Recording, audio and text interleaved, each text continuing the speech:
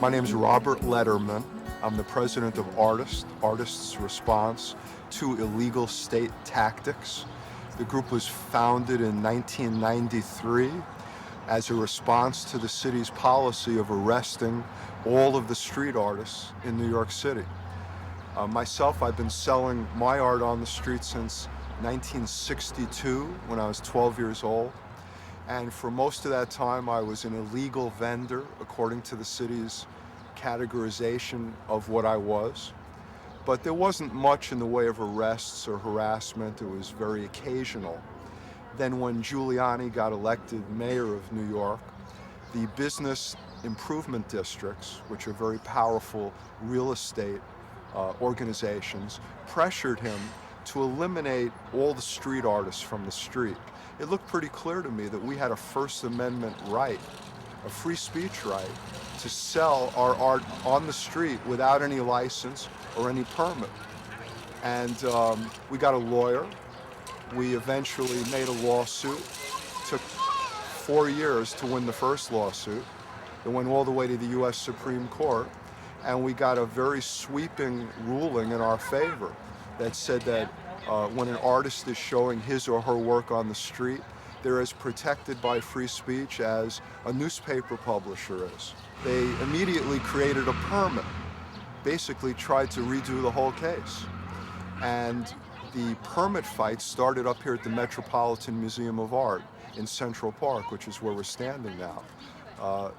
They instituted the permit. We began a protest as soon as they announced the permit, before they even put it into place. We protested continuously for 65 days. Hundreds of us were arrested. It was a very bitter kind of a protest because the city at this point was desperate to defeat us. And a lot of the arrests had nothing to do with vending, basically.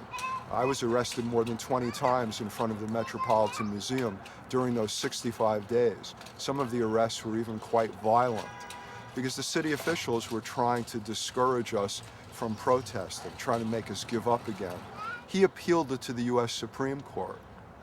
And in his appeal, what they wrote was that art is unworthy of First Amendment protection because it does not express ideas, unlike a speech.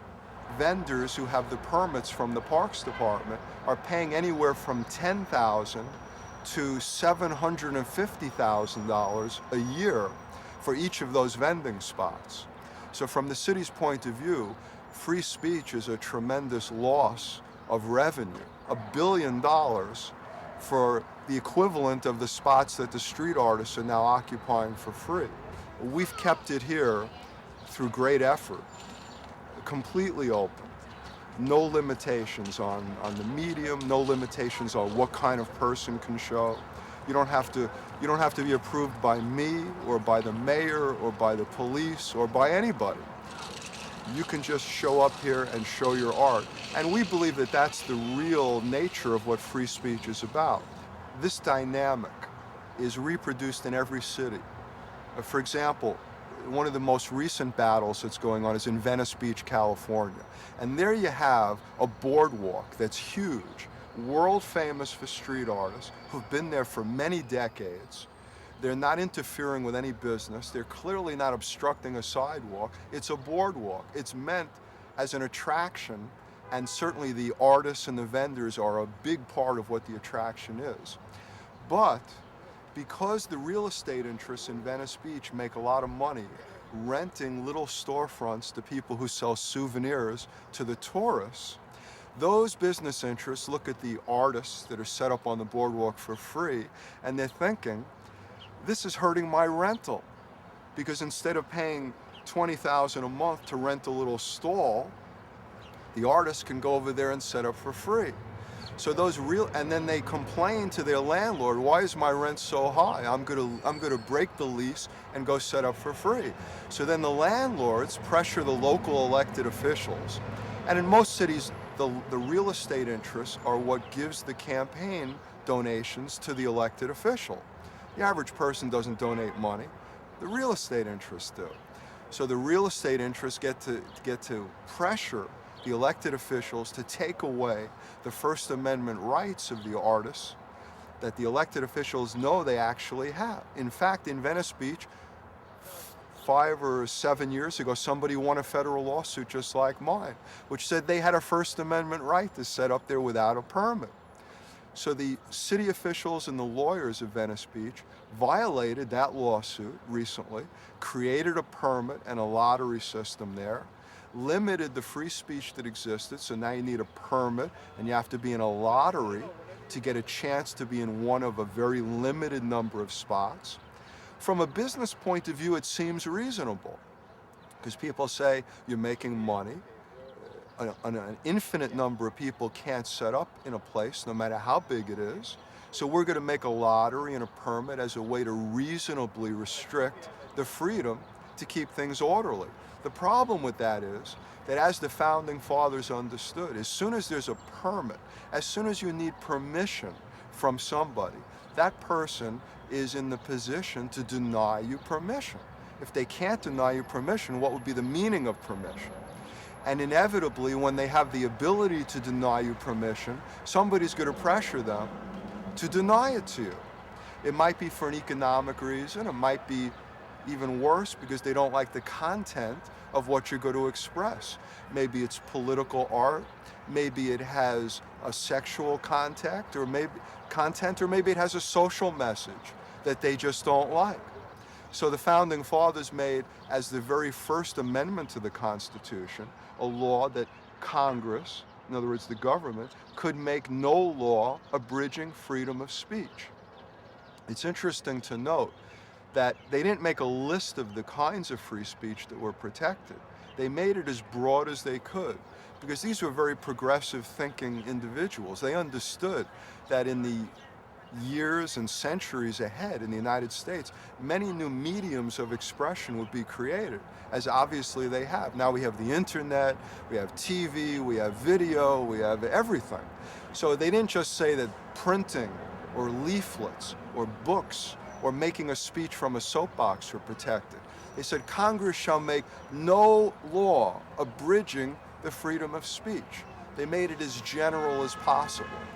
And because of that, street artists were able to take what seemed a very surprising notion to some people, including some federal judges, that artists could sell their work on the street without any permission.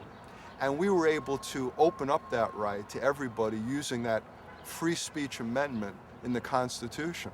The city many times has tried to take away the free speech rights of the general public.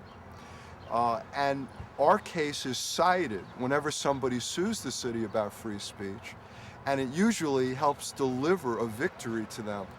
I went to Washington to give out leaflets about our issue, and they arrested me on the steps of the U.S. Capitol, which I also sued about. And as a result of winning that lawsuit, Lederman v. United States of America, it became legal that you could protest or give out leaflets on the steps of the U.S. Capitol without permission. Now, a lot of people might think, well, what's the big deal? You go into the Capitol and you fill out some forms and they give you permission. But that's not the way it worked. First of all, it took 3 or 4 days to get the permit. So if you went to Washington and you wanted to reach the elected officials as they're going into the building, even by quietly holding up a small sign, it would take you minimum 3 or 4 days to get permission. So the issue that you went there to make your message about, let's say they're going to vote today about a new law, you've already been precluded from reaching them, because the permit's purpose is to discourage free speech, not to permit it. You know, linguistically, you would think that a permit is about giving you permission.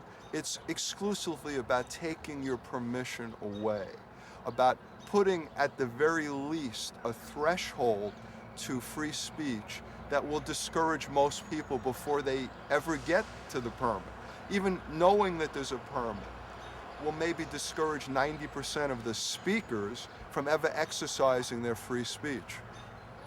And you know, Mike, we've talked about this. You want to basically show some banners with text. Clearly, is that protected by free speech? What could be more protected than a banner with text?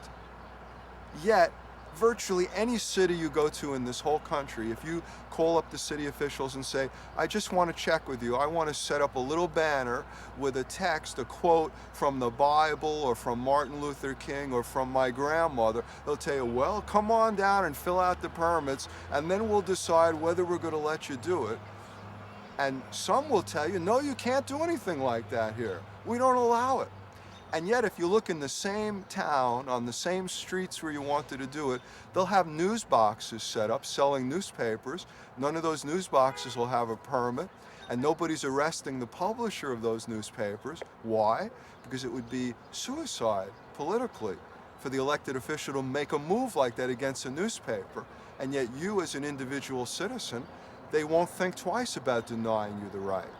What I'm getting at here is that there is, in a sense, an agreement on the part of the government throughout this country to give lip service to this idea of free speech, freedom. Oh, we're all for freedom. We would never impinge on your freedom, and we'll even invade countries to force them to have freedom.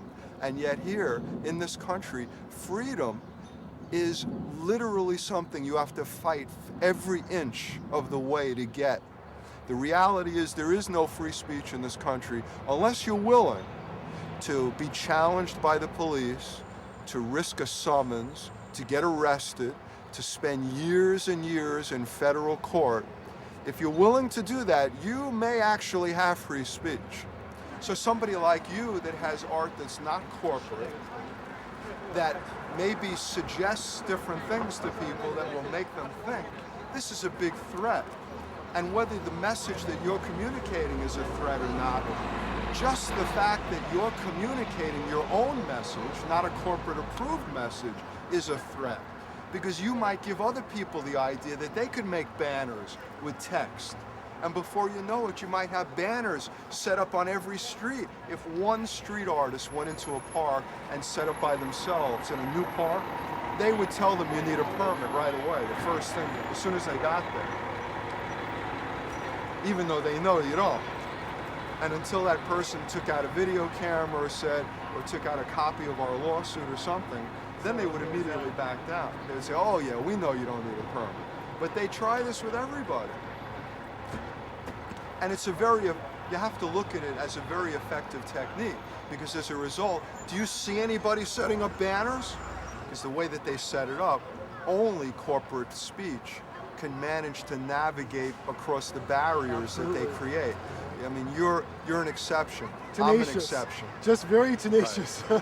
But the vast majority, and let's face it, free speech is not about just smart people or capable people's speech. It's about everybody's speech. Exactly. This system precludes virtually everybody's speech, except corporations and the occasional ultra persistent individual who can beat the system either by persistence or by a lawsuit or by flamboyance of grabbing the media's attention, however you do it. Weren't there times where you're sitting at home and you want to just work on your art and you don't want to deal with all this? And didn't that frustrate you? Or did you have a time where you just wanted to give up and just go, why am I even bothering? Every day I wanted to give up.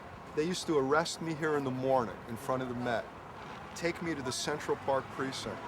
They'd walk me there in handcuffs to show it off to all the other artists. They'd book me there, and they'd keep me for about 4 hours, and they'd let me go. I would come back and set up again. They'd arrest me again the same day. Then they would put me through the system for 24 hours as an extra punishment. They'd put me in with murderers and drug dealers and violent criminals. Robert, so much for my pleasure. Meeting us and all your good work and taking the hit for the rest of us to have better freedom of expression and standing up for our rights, basically. Well, I wish you a lot of luck in your project. You're going to need it. I know. And I think it's an important project. I like the content of it. I like the conception of it. And it looks good on the street. So hopefully you'll have a big influence on people's thinking.